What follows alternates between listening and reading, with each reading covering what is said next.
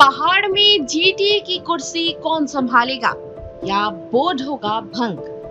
नमस्कार, आप देख रहे हैं खबर समय, आपके साथ मैं अनिंदिता। सिलीगुड़ी में सिलीगुड़ी नगर निगम भंग हो चुकी है। पहाड़ में जीटीए प्रमुख अनित थापा इस्तीफा दे चुके हैं और उनका इस्तीफा मंजूर भी कर लिया गया है। फिलहाल कोई नया दावेदार सामने नहीं आ रहा है। अजय एडवर्ड की चर्चा जरूर है, लेकिन लगता नहीं है कि ये मौका उन्हें मिलेगा। तो ऐसे में जीटीए की कमान कौन संभालेगा या फिर सिलीगुड़ी नगर निगम की तर्ज पर बोर्ड होगा भंग। फिलहाल पहाड़ में दो तरह की चर्चाएं हो रही है, नए बोर्ड का गठन करना और स्थायी राजनीतिक समाधान।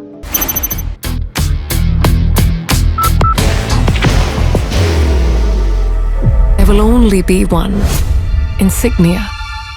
देखा जाए तो नए बोर्ड के गठन में किसी की भी दिलचस्पी नहीं है, क्योंकि जीटीए बोर्ड का कार्यकाल 13 महीने में समाप्त हो जाएगा। कोई भी नेता 13 महीनों के लिए जीटीए की गाड़ी में बैठने के लिए खुद को तैयार नहीं कर पा रहा है।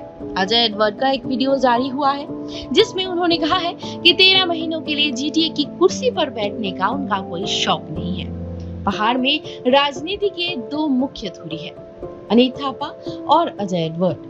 अनित थापा के बाद उनके ही ज्यादा सभासद हैं। ऐसी चर्चा है कि अजय एडवर्ड के सभासद चाहते हैं कि उनके नेतृत्व में नया जीटीए बोर्ड का गठन हो। दूसरी तरफ राजू बिष्ट है जो जीटीए बोर्ड पर अपने पसंदीदा नेता को बैठते देखना चाहते हैं। बाहर की भागदौड़ अब नहीं तोड़ेगा आपके घर का सुकून। SBM गोल्ड UPVC विंडोज, आपके घर का सुकून। अलग राज्य कोऑर्डिनेशन कमेटी के सदस्य दिव्यानंद राय नहीं चाहते हैं कि राजू बिष्ट इस मामले में जीटीए पर हस्तक्षेप करे। उनका एक वीडियो वायरल हुआ है। इसमें उन्होंने कहा है कि राजू बिष्ट को संसद में गोरखाओं की आवाज उठाने तथा स्थायी राजनीतिक समाधान सुनिश्चित करने के लिए चुना गया है। उन्हें स्थानीय राजनीति में अनावश्यक हस्तक्षेप नहीं करना चाहिए। कुछ नेताओं का मानना है कि राजू बिष्ट स्थायी राजनीतिक समाधान के मुद्दे से ध्यान भटकाने के लिए जीटीए की सरगर्मी बढ़ा रहे हैं। अजीब सी राजनीतिक स्थिति पहाड़ पर बनती जा रही है। कोई नहीं जानता कि पहाड़ की राजनीति किस दिशा में जाने वाली है। कुछ ही समय पहले पहाड़ में अजय एडवर्ड, विनय तामांग, राजेश चौहान समेत लगभग 20 सभासदों की एक महत्वपूर्ण बैठक हुई थी। इस बैठक के बाद पहाड़ में कयासों का दौर जारी है। लोगों का कहना है कि जीटीए बाद में है, पहले गोरखालैंड और स्थायी राजनीतिक समाधान है।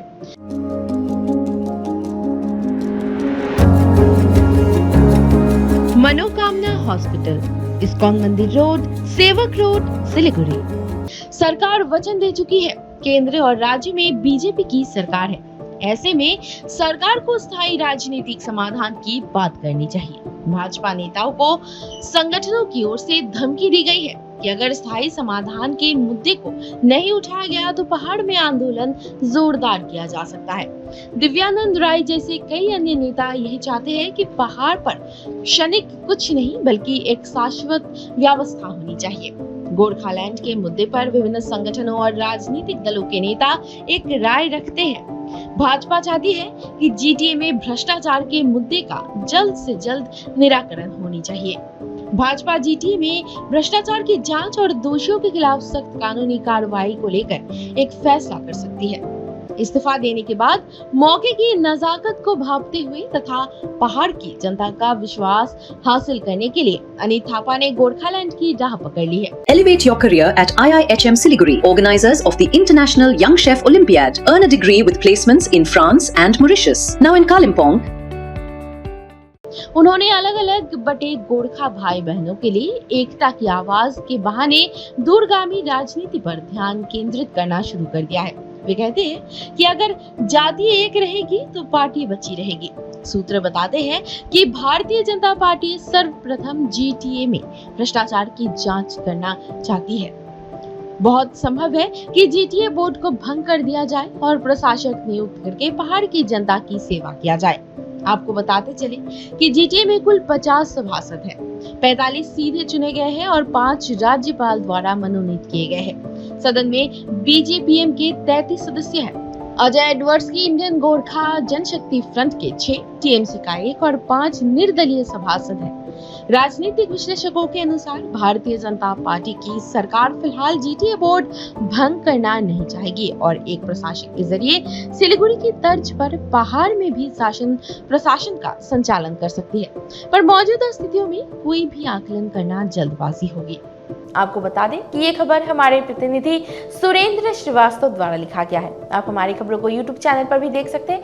बाकी के अपडेट्स के लिए हमारे साथ बने रहिए, देखते रहिए खबर समय, हर समय खबर समय। धन्यवाद।